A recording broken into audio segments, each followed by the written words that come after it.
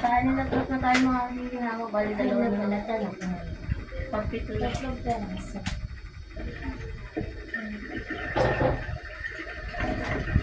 Kala ko bilang pa, hinog na ka. Itong ganito, nandyan yung...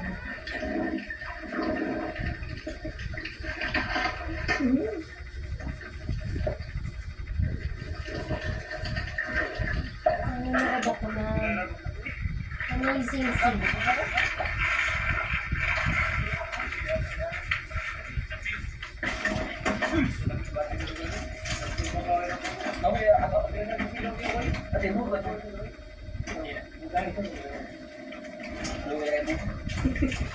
Lugay na.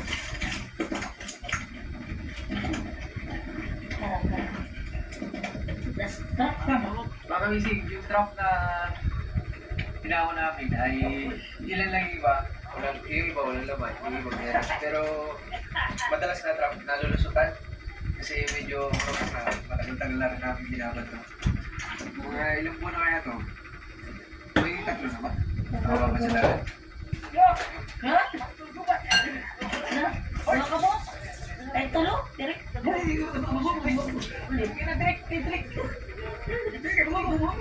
Marami na, marami. Pakita ko. Ang sarap niya, mga kamisig. Hindi mo mga kamisig. Ilan to? Oh, suwaki. Haha, suwaki. Side chopper.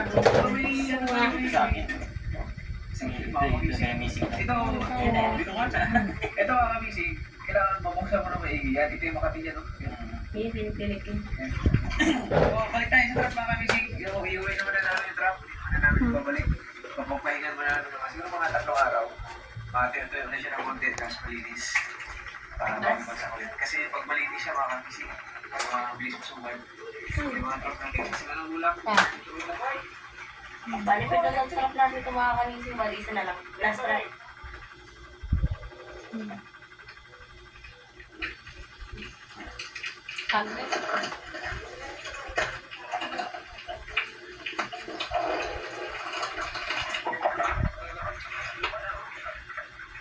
Sabi niya po yung butas daw. Butas. Sige, nakuha na nila sa truck mga kamising. Kailangan mo yung butas niya. Madami eh. Sabi ko kasi maano eh. Recognition day na yan dito. Sabi malayo eh. Ang ikaw yung truck.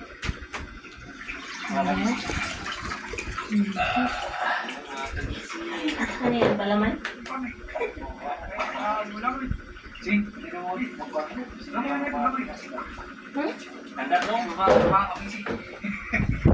Ano nga lang?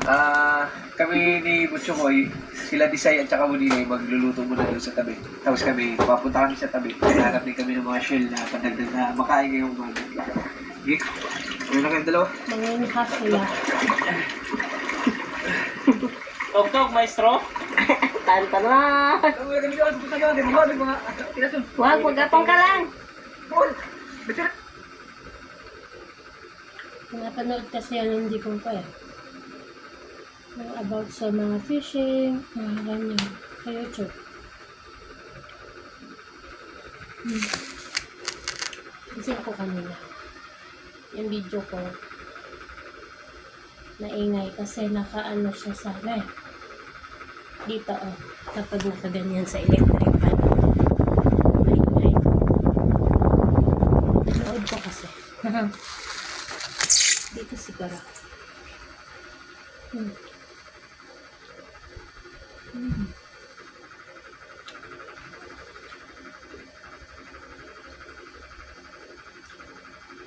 Sure, pwede lang. Naglalagay nga ako din ng ano. Sabitan talaga ng short. Dito dati yun eh. Kaya na.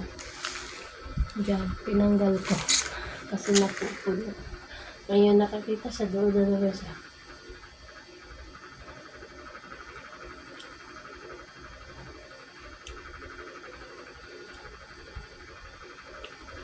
Ano ko na yan? Ilaga.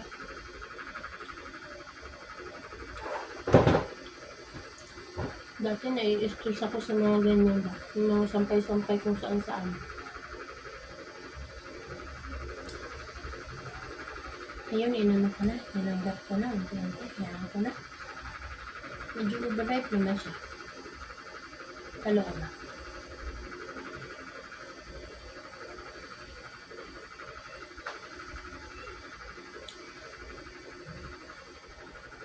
Sasanay din ako.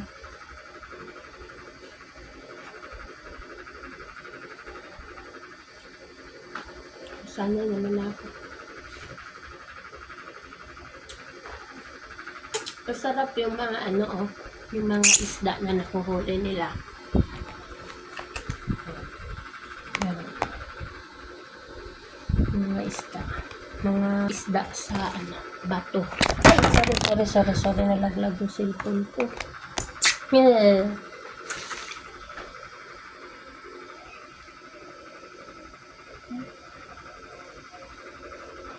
Maano yung buko ko ba? Yung mga maliliit. Umaano sa mukha ko.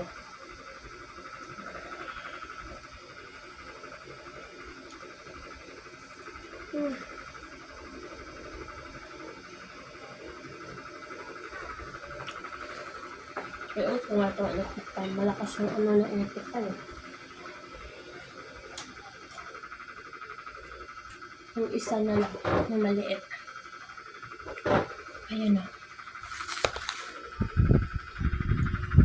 Yun na lang. Kasi maingay eh.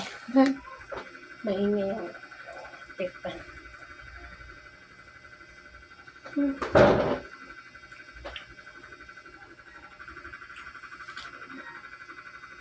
Ang tamis.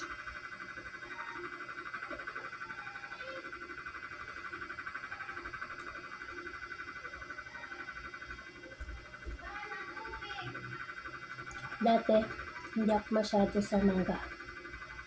Hindi ko masyadong pinapansin ng mangga. Kahit nandun sa probinsya.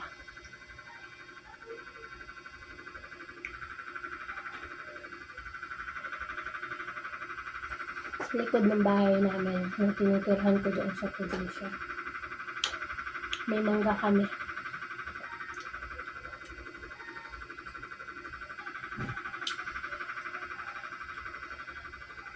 Pero bihira lang ako mangunguha ng mangga doon.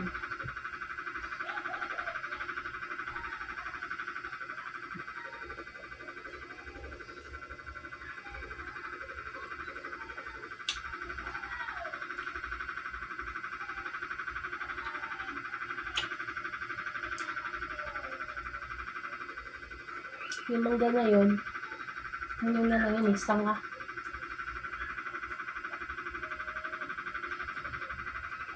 Sabi ng lola ko, sa malaking puno yan. Tapos nung nabagyo, natumba. Kaya pinutol. Yung sanga na lang yung natira. Naputol. Halimbawa ito yung puno. Natumba siya ganun. Tapos yung sanga may sanga na nakagano. Yung puno nandito pinutol.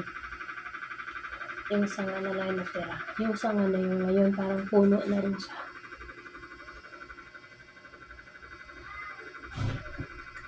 Yung ko, hanggang ngayon nandun pa rin siya. Sa likod ng kusina namin yun eh.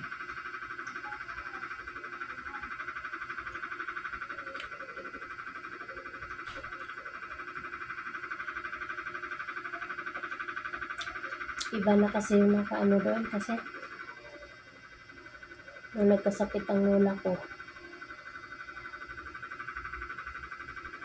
year 2020 man siguro yun. 2020. Hindi ako nakauwi. Gusto akong pauwi, hindi ako nakauwi. Isa sa mga nagpa-trigger ng depression and anxiety ko yan sa kakaisip. Wala akong magawa kahit gusto ko. Gustuhin kong umuwi, gusto ko makatulong, pero wala akong magawa. Pinag-pray ko yun. Sana. Bukod sa mga problema ko, isa pa yun. Sa pakaramdam ko parang, ano ba to?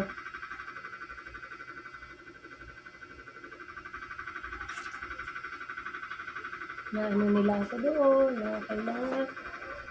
Parang wag ko naman baliwalain yung lola ko, ganyan.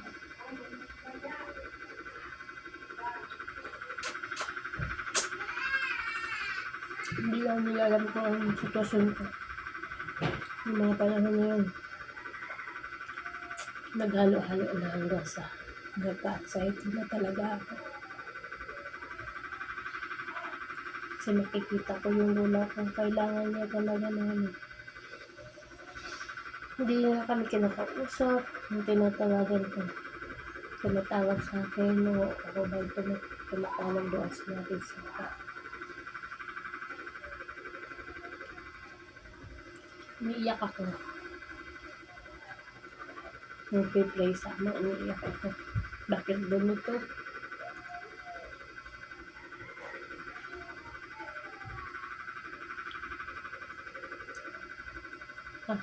Ayoko lang umiyak. Ay.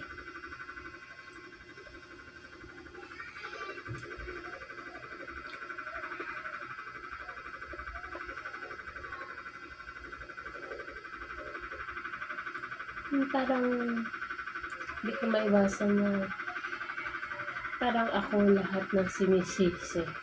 Bakit pinabayaan mo yung lola mo? Bakit nagawa ng pabayaan yung lola mo? Noong mga panahon na yun, kahit simula nung nag-asawa ako, napakaraming kong dinadala sa puso at isip ko sa araw-araw. Yung mga pinagdaanan ko, mga naranasan ko. Nang buhay pang mama ko,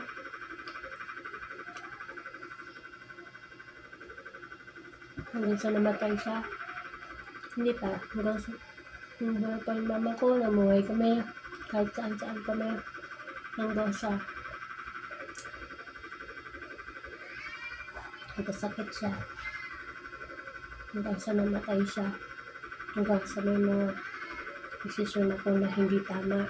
Nangyayari sa buhay ko. Lahat yun. Yung nagsisihan ko. Tapos hanggang sa dumating ulit yun.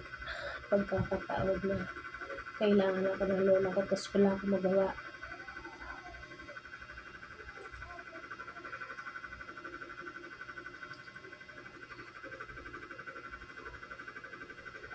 Tapos pagkaramdam ko, bakit parang sa akin isinisisi ang lahat? Ako lang ba yung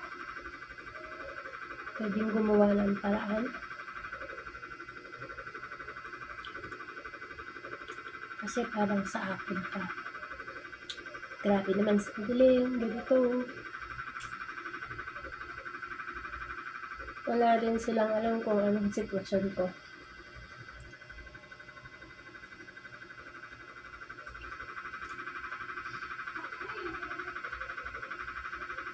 Pero naalala ko, bago pa nagkasakit ang lola ko,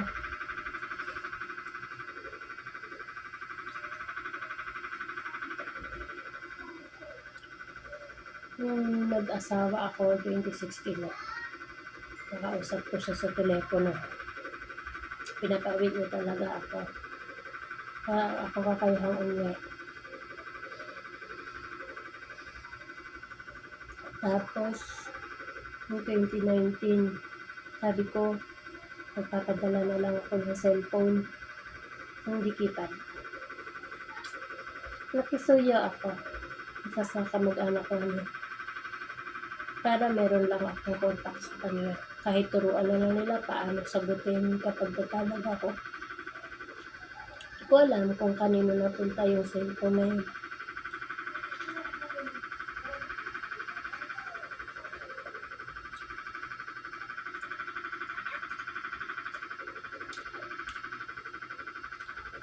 Nagpadala rin ako ng bagong radyo.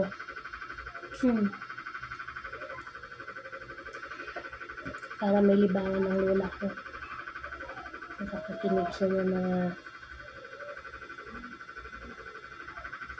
teaching sana ni Papang Pastor ng mga Bisaya.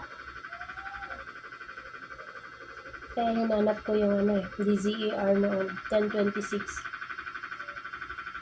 radyo. Pumili kami ng radyo na. Kaya ito itong aray. Naipit ako Ito picture na to. Ito yung pag ganito, antena yan ng radyo eh. Sinusubukan ko yan. Maghanap ng istasyon na DZAR 1026. Para kapag dumating yung radyo na binili ko sa lola ko noon, meron siyang mapapakinggan ng balita, ng mga word of God.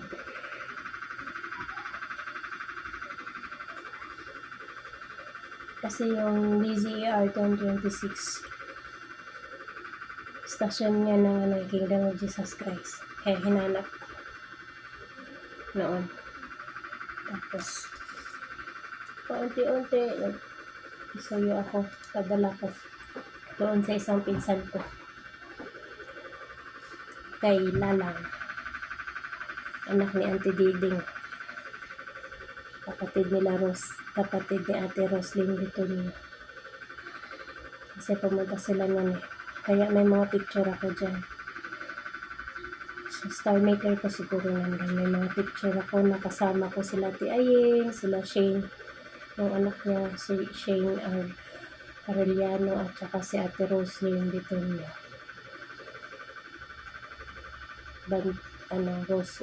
Bantilan, Galano dito niya. Yan. At saka si Lalang. Nangain kami sa Jollibee. Nung mga time ba yun? Yun siguro yung time na bumili ako ng radyo.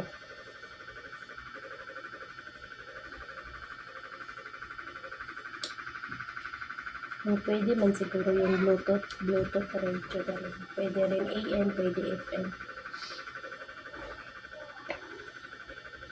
Bili ko nun 800 ang bili ko nun. Hindi pa nagkakasakit ang lola ko nun. Hindi ko alam kung ano yung naging dahilan, bigla na lang siya nagkasakit ng gano'n, siguro sa katandaan, o hindi ko alam, nagkaroon siya ng sama ng loob o ano. Kasi wala. Dito naman pag sinasabi ko, gusto ko makausap si nanay nun, wala, kasi walang signal, kasi ganito. Kaya masakit sa akin.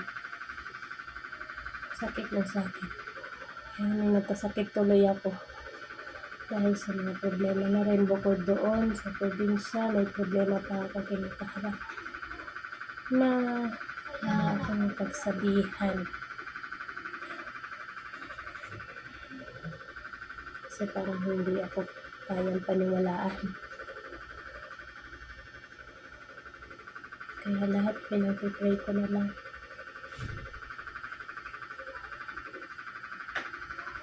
Kasi di rin ako makauwi. Wala. Meron mang pera. Sabihin, iniisip ko naman kung uuwi ako. Wala rin naman akong pera. Hanggang pamasahe lang, so hindi rin ako makakatulong. Kaya ipapadala ko na lang. Ganun.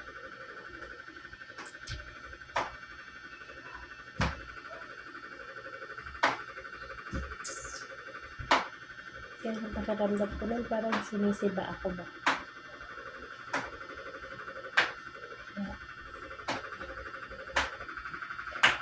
Kaya parang kinalimutan ko na.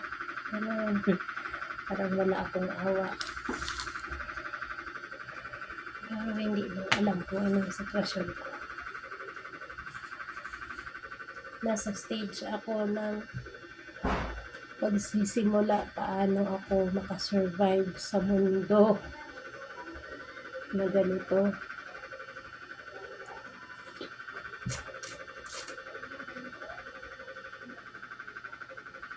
Sa mundo ng mga mapagpusgang tao. Kasi both spiritual na mundo at physical na mundo naranasan ko ng mga panahon na yun na pagpusga. Kasi nagsisimula na ako noon na magkaroon ng access sa Facebook. Tapos nakita ko gano'n, baby spirit pa ako noon. Nagsisimula pa lang kasi ako noon. Tapos gano'n din sa paligid ko. Kasi syempre nandoon sa area na umaga pa lang, puro mura na yung maririnig. Tapos mapagpintas, mapanglait, yung mga gano'n. Tapos noon, mga panahon kasi na yun, sobrang iba talaga yung yung lifestyle ko. Iba. Ngayon kahit na paano, medyo nakikita na parang halos kaparehas na lifestyle ng iba. Pero dati nasa bahay lang din, parang ganito pa rin. Nasa bahay na walang masyadong kausap. Tapos yung buhok ko mahaba. Itatali ko lang paikot yung buhok ko. Kaya minsan nakatali.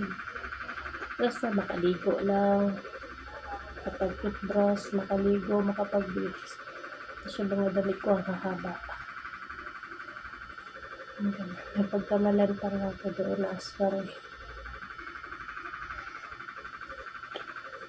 Kasi nalaman ko yon nung pinaiksian ko yung buhok ko. Tapos pinaiksian ko din yung damit ko. Above the knee. Kasi hanggang hanggang so parang sumasayad pa yung damit ko dati. Ganon yung mga damit na binibili sa akin ni Digo noon. Tapos nung pinaputulan ko, kasi may napanood ako na preaching ni Pastor Apollo, sinasabi ko yung pati sa buhok, hindi naman yun hindi mo naman mababago o makikita ang pagbabago ng isang tao sa physical porkit mahaba ka magdamit, porkit mahaba yung buhok mo. Kasi meron nga rin nababasa sa Bible na yung buhok mahalaga din sa babae ang buhok. Meron din yan nakasulat na doon talaga.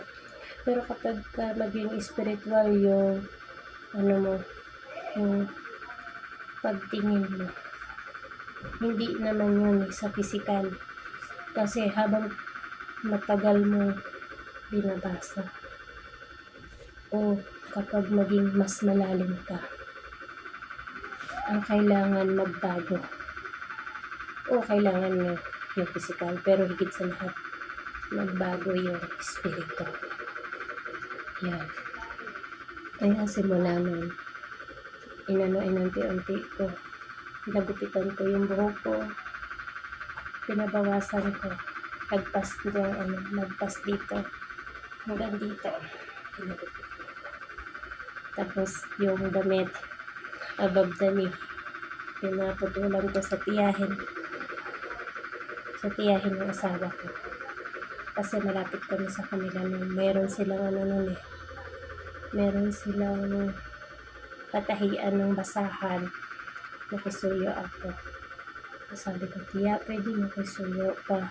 Putulan ko yung damit ko. Yung dalawang damit ko na mahaba. Na kulay green. Hanggang ngayon, meron pa, may picture ako niyan. Ito, meron ako dito. Mga picture Sana ba? Meron ako mga picture.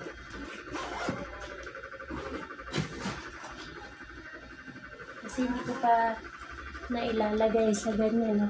Marami pa akong picture na pinadevelop. Wait, nakuha. Excuse me.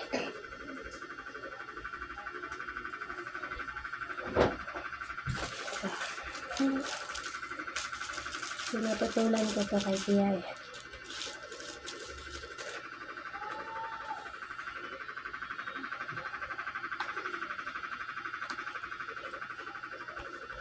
Dami.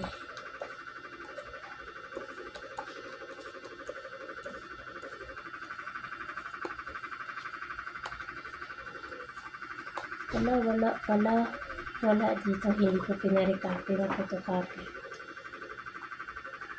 Dito sa Facebook ko. 26 minutes na. Mahaba na. Post ko na. Hanapin ko dito sa Facebook ang sinasabi kong damit na pinaputulan ko kay Tia Gloria Manidlangan. Malayo na to kasi pagano eh. Pinicturean ko ang sarili ko na suot ko yan eh. Pero dito iba na kasi pinutulan ko ulit ng hanggang tuhod. Tapos tinanggalan ko pa ng sleeve. Kumbaga naging sleeveless na siya. Sleeveless. Hindi slave ha. Sleeve. S-E-E-E-V-E.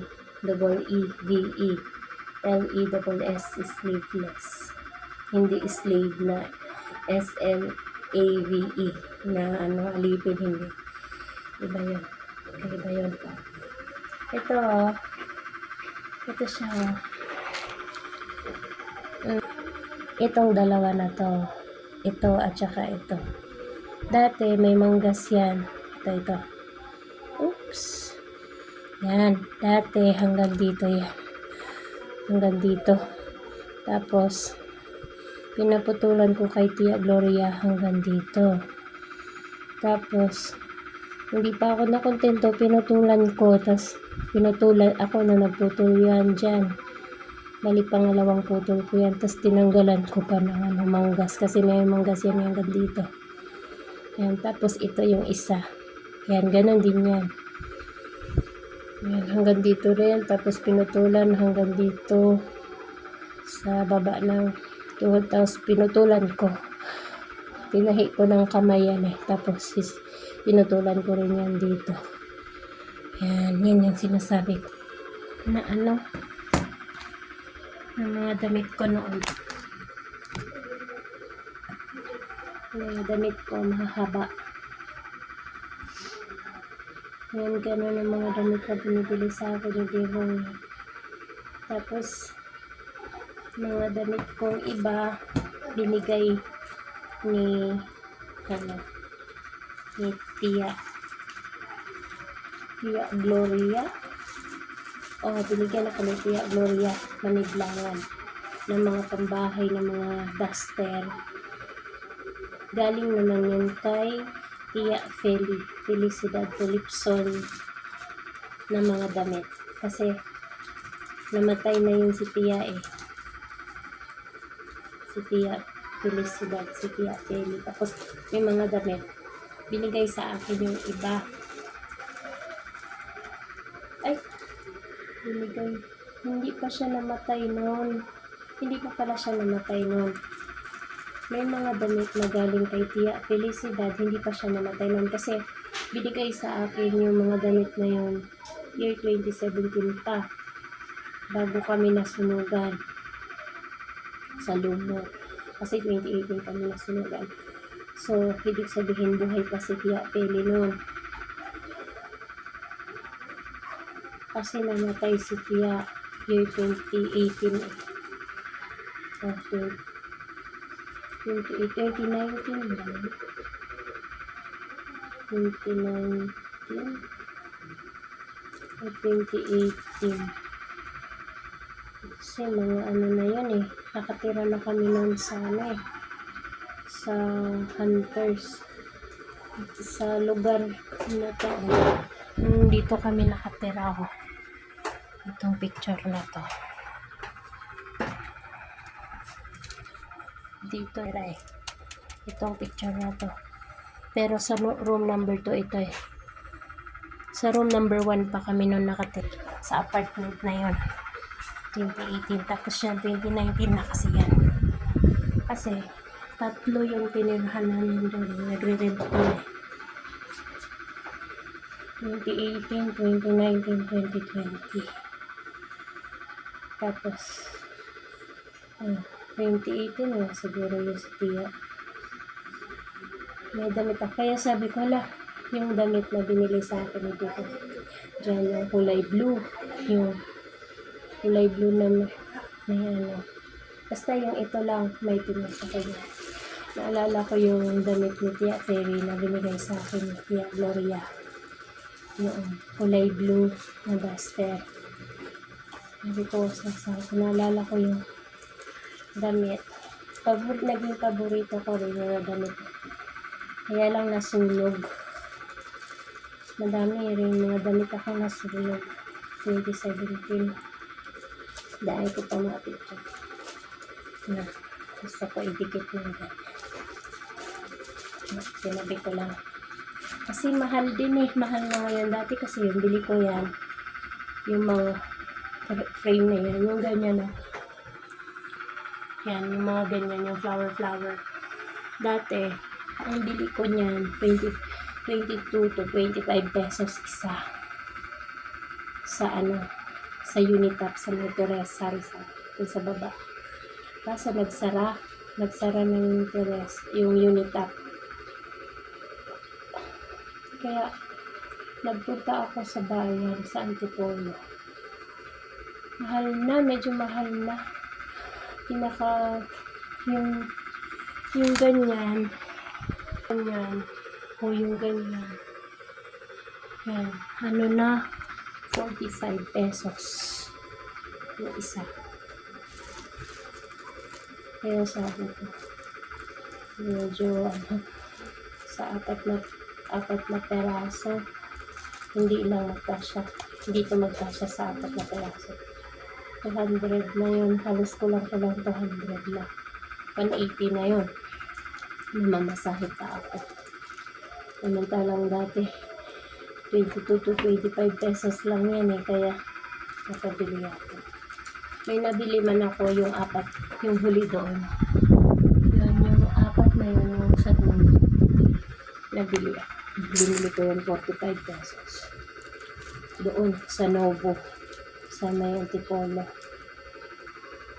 Kasi sa iba, yan eh, 75 isa. 75 to 80 isa. Kaya hindi mo na ako bumibili. Kaya ko muna siya. Ayun. Naubos ko. Akala ko hilaw yung crunchy pa ba. Yan. Akala ko crunchy. Hinog na rin pala. Kagaya na rin ito. Yan, hinog na siya. Doon to eh, sa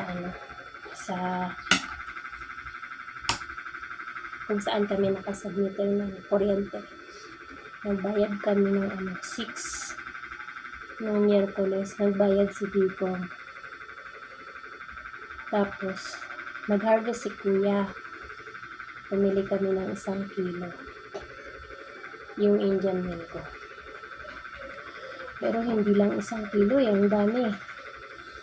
20 pesos. Tapos, kahapon nakita ko si Kuya dito sa kabila. Kasi parehas kami ito. Sa kabila doon din yan. Ng kuryente.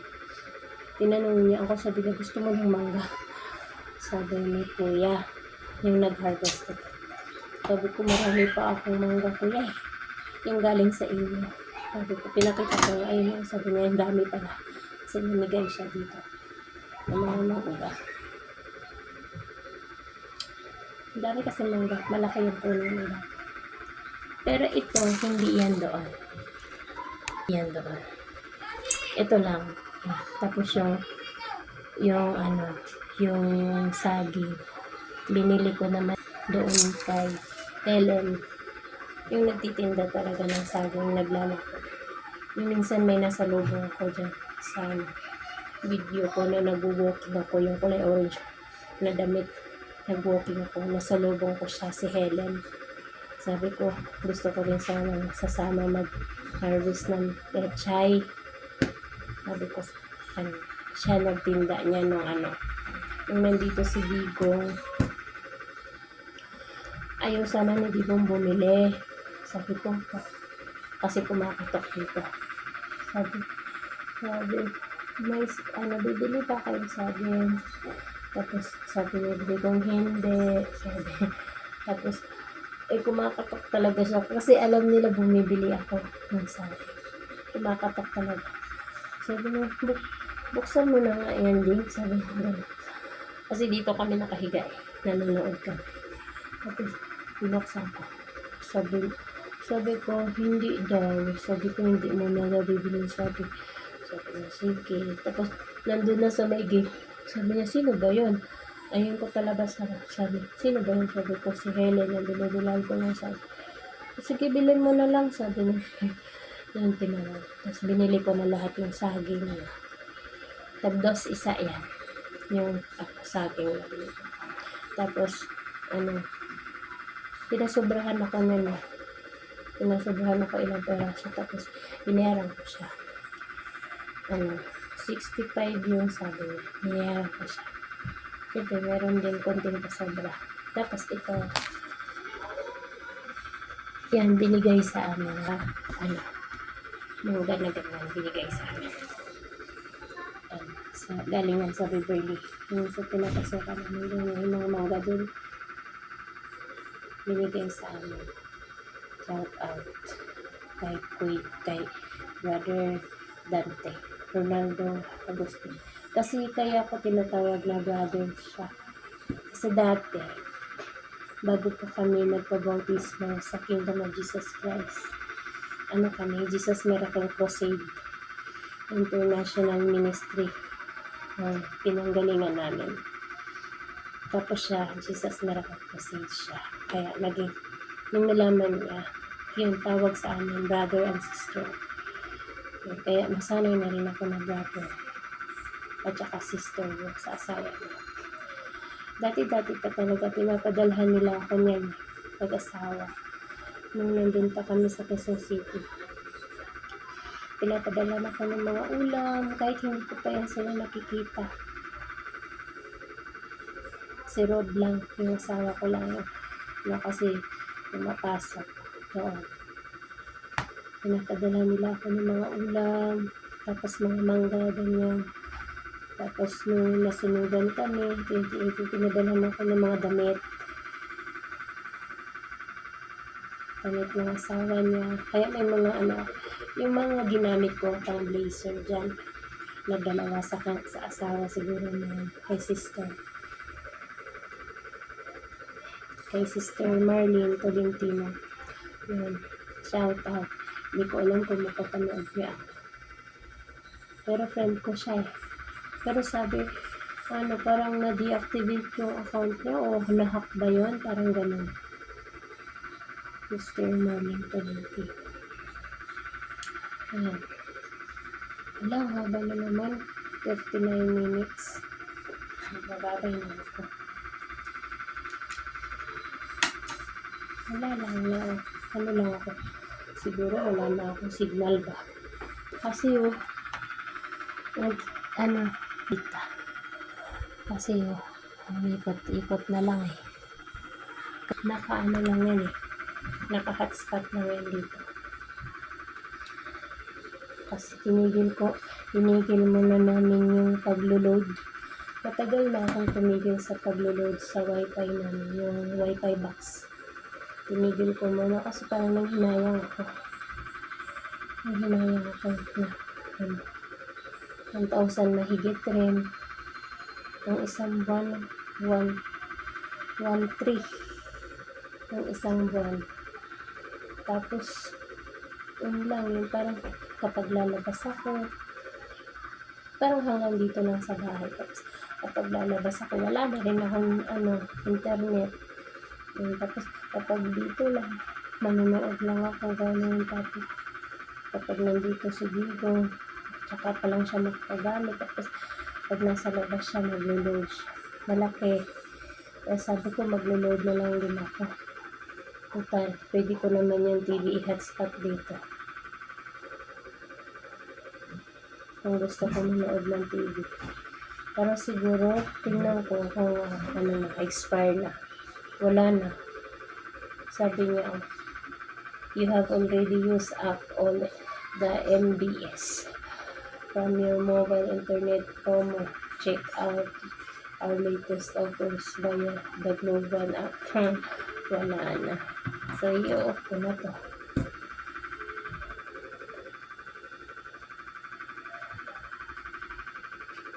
Hindi ko lang nag-load sa akin. Sabi ko nga, di mo na ako mag-load. Hindi, pahinga mo na ako sa sa social media.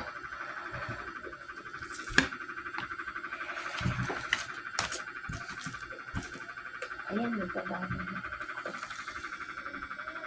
Alas 2 na pala yun. Alas 2 na. Alas 2. Alas 2:15. Alas 2 ng hapon. Ngayon ay May 9, 2026. Saturday, 2:15 ng hapon. Ayan. Nagtatapos ko sa sol.